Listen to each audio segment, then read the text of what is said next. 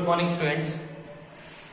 आज आपको मैं फिर से मैथ्स में एक्सरसाइज 1E में आगे के सम्स को कराने जा रहा हूं। कल मैंने आपको संख्याओं का बड़ा छोटा या भिन्नमय संख्याएं कैसे बड़ी कैसे छोटी है समझाया था। देखिए स्टूडेंट्स, आज फिर से आपका क्वेश्चन नंबर 3 है, निम्न युग्मों में से कौन सी परिमेय संख्या बड़ी है। इन दोनों में से बड़ी संख्या निकालनी है।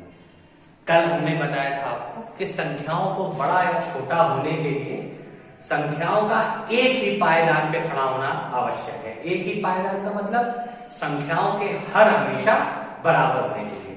ऊपर वाली संख्या अंश होती है, नीचे वाली हर।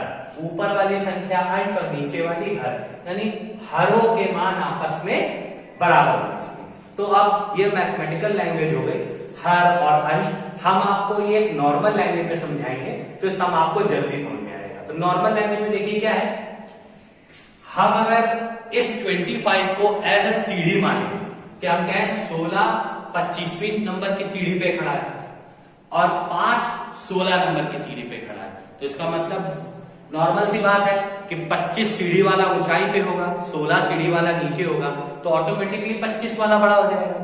तो हम इसमें किसी को बड़ा छोटा नहीं कर सकते। इसके लिए हमको क्या करना पड़ेगा, दोनों के सीढ़ियों की संख्या को बराबर करना होगा, यानी दोनों एक ही सीढ़ी पे खड़े हों, तब हमें पता चलेगा कौन सी संख्या बड़ी और कौन सी संख्या छोटी है। तो इसके लिए मैंने तरीका आपको क्या बताया था, 16/25 या 5/16। इसकी सीढ़ी का नंबर कितना है 16, तो इस 16 का ऊपर और नीचे दोनों जगह हम मल्टीप्लाई करते हैं। इसकी सीढ़ी का नंबर कितना है 25, तो 25 का हम यहां ऊपर और यहां पे नीचे मल्टीप्लाई करते हैं। ठीक, यहां तक आपको समझ में आ गया। हाँ, कल कुछ बच्चों ने क्वेश्चन किया था कि सर अगर हम इसको एलसीएम लेके सॉल्व करें, तो एलसीएम लीजिए, प्रोसेस थोड़ा सा बड़ा हो जाता है, टिपिकल हो जाएगा। ये इजी होता है कि यहाँ 16 था, ऊपर नीचे मल्टीप्लाई किया, यहाँ 25 था, ऊपर नीचे मल्टीप्लाई किया, तो ये प्रोसेस इजी है। कर आप उस वे में भी सकते हैं। ठीक है, ये मैंने कर दिया। देखिए 16 इंटू 16 256 अपॉन 16 25 कीजिए, 16 5 से 80, 0 कैरी 32 एंड 8 40, 400 आता है।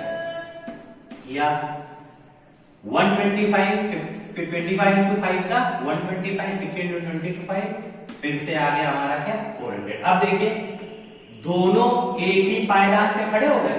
अब आपको कौन लंबा दिखाई पड़ रहा है, 256 की 125? 256 है, तो इसका मतलब हम क्या लिख सकते हैं, 256 upon 400 is greater than 125 upon 400। ठीक है स्टूडेंट, ये आंसर आ गया। और अच्छी तरीके से लिखना चाहे 256 किसको सॉल्व करने पे आया, इसको, तो यहां ऐसे लिख सकते हैं 16 अपॉन 25, बड़े का साइन लगा दीजिए। ये किसको सॉल्व करने पे आया, इसको, तो यहां लिख दीजिए 5 अपॉन 16। ये आपका एग्जैक्ट आंसर रेडी। ठीक है स्टूडेंट्स, इसी तरीके का एक क्वेश्चन आपको और समझाऊंगा, बिल्कुल क्लियर हो जाएगा आपको। देखिए फिर -3/7 या -5/7। अब देखिए 3 कितनी सीढ़ियों पे खड़ा है 7, और 5 कितनी सीढ़ियों पे खड़ा है 11। तो नॉर्मल सी बात है 11 सीढ़ी ऊपर होगी, 7वीं नीचे होगी, तो हम अंदाजा नहीं लगा पाएंगे कौन लंबा कौन छोटा, क्योंकि एक ऊपर खड़ा है और एक नीचे। सबको बराबर सीढ़ी मिलाइए। बराबर सीढ़ी मिलाने का तरीका मैंने क्या बताया, इसके 11 का यहां मल्टीप्लाई कर दीजिए, इसके 7 का यहां मल्टीप्लाई कर दीजिए। चलिए उसी प्रोसेस को करते हैं। माइनस का 3/7, ये मैंने 11 इंटू 11 कर दिया, या 7 का यहां मल्टीप्लाई कीजिए अपॉन 11 इंटू 7 इंटू 7 कर दिया। ठीक है स्टूडेंट्स, तो ये हमारा काम हो गया, इंटू 7 इंटू 7। अब देखिए मल्टीप्लाई कीजिए, 11 3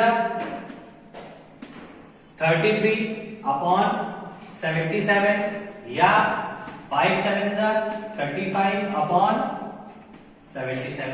देखिए कितनी चीज आ गई। अब हम इन दोनों क्वेश्चंस में देखते हैं कि दोनों की सीढ़ियां कैसी हो गई, इक्वल। अब हम समझ पाएंगे कौन छोटा और कौन बड़ा। तो स्टूडेंट फिर से मेरी बात याद रखिएगा, मैंने कल भी बात बताई थी, माइनस में बड़ी संख्या हमेशा छोटी होती है और छोटी संख्या हमेशा बड़ी होती है।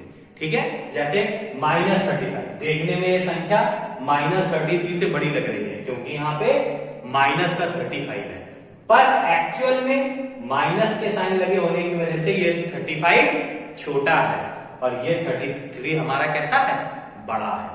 ठीक है, तो हम इसको क्या कर सकते हैं, मैं यहां लिख के आपको बता दूं कि -33 upon 77 is greater than -35 upon 77।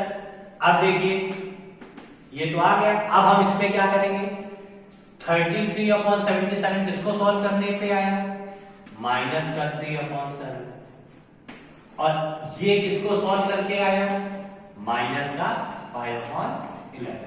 तो हमारी डिजिट कौन सी बड़ी हो गई, ये बड़ी हो गई। ये भी हमारा एग्जैक्ट क्या हो गया बेटा, आंसर हो गया। कुछ क्वेश्चन इसमें बनते हैं कि सर आपने 16 का ऊपर नीचे मल्टीप्लाई क्यों किया। बेटा बेस इक्वल करने के लिए, यानी सीढ़ियां दोनों में इक्वल हो जाए, मैंने किया। और ऊपर नीचे मल्टीप्लाई करने से सवाल में कोई फर्क भी नहीं पड़ता है, 16 से 16 कट जाएगा, वापस से हमको यही संख्या मिल जाएगी। और यहाँ 25 से 25 कट जाएगा तो वापस से हमको यही संख्या मिल जाएगी। इसीलिए मैथ्स में किसी भी डिजिट का ऊपर नीचे मल्टीप्लाई कर दें या सेम डिजिट को ऐड और सब्ट्रैक्ट कर दें, मैथ में कोई फर्क नहीं पड़ता। तो स्टूडेंट ये दो सम्स हैं, आप इन दोनों सम्स को अच्छी तरह नोट कर लीजिए और आगे के सम्स मैं आपको अभी बताने जा रहा हूं, आप इन दोनों सम्स को नोट कर लीजिए।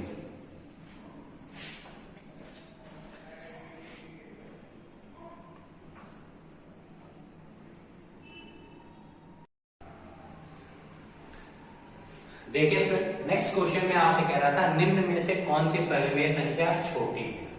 इससे पहले वाली में बड़ी की बात हो रही थी, अब छोटी की बात हो रही। देखिए छोटा या बड़ा हो हमको पता तभी चलता है जब उन दोनों का आधार सेम होता है। देखिए इसमें भी वही काम करना है हमको, 3 अपॉन 10 माइनस का या माइनस का 5 अपॉन 16। देखिए ये 3 10वीं सीढ़ी पे खड़ा है, ये 5 16वीं सीढ़ी पे खड़ा है। दोनों एक ही सीढ़ी पे नहीं खड़े हैं तो हमें पता नहीं है कि कौन बड़ा कौन छोटा। इसके लिए हम क्या करेंगे, जो पहले सम्स में किया था उसी को कंटिन्यू करते जाएंगे। 16 का नीचे ऊपर मल्टीप्लाई करते हैं, -5 अपॉन 16 इंटू 10 इंटू 10। देखिए सम्स में ये 16 था, इसका इधर ऊपर नीचे मल्टीप्लाई किया, इधर ये 10 था, इसका ऊपर नीचे यहां मल्टीप्लाई किया। ठीक है, एक दूसरे के क्रॉस का ऊपर नीचे मल्टीप्लाई करते हैं। अब देखिए 16 3 माइनस का 48 अपॉन 160 या -50 अपॉन 160। अब देखिए इनमें से कौन बड़ा दिखाई पड़ रहा होगा, आपको 50 बड़ा दिखाई पड़ रहा होगा कि 50 बड़ा, पर 50 बड़ा नहीं है क्योंकि 50 के आगे किसका साइन लगा बेटा, माइनस का। माइनस होने की वजह से 50 कैसा हो गया, छोटा, और 48 हमारा कैसा हो गया, बड़ा। तो इसके लिए हम क्या करेंगे, 48 अपॉन 160 लिख के 50 की तरफ हम मुंह बंद कर देंगे और ये डिजिट हमारी कैसी हो जाएगी, छोटी, और ये वाली डिजिट हमारी कैसी हो जाएगी, बड़ी।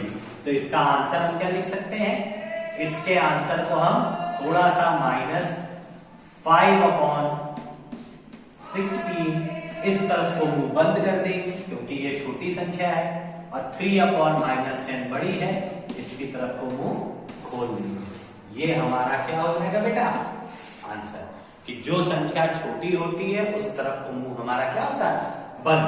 तो ये संख्या हमारी छोटी है 5 अपॉन 16, इसका सॉल्यूशन 50 अपॉन 160 आया है। 50 वैसे तो 48 से बड़ा होता है, पर माइनस लगे होने की वजह से ये -48 से कैसा बन गया, छोटा बन गया। ठीक है स्टूडेंट्स, कोई दिक्कत तो नहीं, क्योंकि माइनस में बड़ी संख्या हमेशा कैसे कंसीडर की जाती है, छोटी। अब सेकंड वन देखिए, -4/11 या -5/11। इसमें देखिए दोनों के बेस इक्वल है, दोनों लोग एक ही पायदान पे खड़े हैं। अब हमको ऊपर नीचे मल्टीप्लाई करने की कोई जरूरत नहीं है, क्योंकि दोनों ही 11 नंबर की सीढ़ी पे खड़े हैं। तो आप बताइए, एक है -4, एक है -5। अब देखिए -4 से जो होता है 5, वो एक्चुअल में कैसा होता है, बड़ा। पर अगर माइनस लग जाए तो बड़ी संख्या कैसी हो जाती है, छोटी। यानी -5 कैसी हो गई हमारी, छोटी, और -4 हमारी संख्या कैसी हो गई, बड़ी। तो इसको हम कैसे लिख सकते हैं, -4/11, छोटी संख्या की तरफ इसके मुंह को ये मैंने कर दिया बंद, -5/11। ये हमारा डायरेक्ट क्या आ गया बेटा, आंसर। इसमें हमको कुछ भी नहीं करना पड़ा और अपने आप आंसर आ गया। तो यहाँ पे हमें ऊपर नीचे मल्टीप्लाई क्यों करना पड़ा था, आपको समझ में आ गया होगा, क्योंकि जब एक सीढ़ी पे नहीं खड़े थे लोग तो हमको करना पड़ा था। यहाँ पे 4 और 5 एक ही सीढ़ी पे खड़े थे, तो हमें कुछ नहीं करना पड़ा, हमें पता चल गया कौन बड़ा और कौन छोटा। तो स्टूडेंट्स, आप लोगों को सारे समसार बता दिए गए हैं। कल हम भिन्नों को आरोही यानी आरोही और अवरोही क्रम में कैसे बड़ा या छोटा करते हैं, असेंडिंग या डिसेंडिंग ऑर्डर में बताएंगे। उसका भी प्रोसेस ऐसा ही होगा, सबके हमको बेस इक्वल करने पड़ेंगे, इसके बाद बड़ी संख्या को हिसाब से लिखना पड़ेगा। तो कल वाला प्रोसेस कल देखेंगे। आज छोटी छोटी चीजों में आपको हमने बता दिया है कैसे संख्या को छोटा और कैसे संख्या को बड़ा मानते हैं, संख्या अगर भिन्न के रूप में दी है। तो आप लोग इसको ध्यान से कर लीजिए, और कुछ भी नहीं समझ में आए तो मैसेज या कॉल के थ्रू पूछिए जरूर। Now student, thank you and have a nice day.